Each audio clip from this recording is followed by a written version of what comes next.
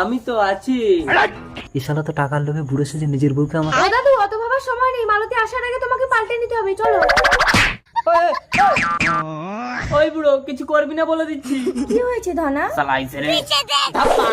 ওরে বাবারে, আমি তো চোখে কিছু দেখতে পাচ্ছি না, তোমাকে তো কচি কচি দেখাচ্ছে কেন? আমার উপরটা বুড়ো হলেও ভেতরটা তো কচি।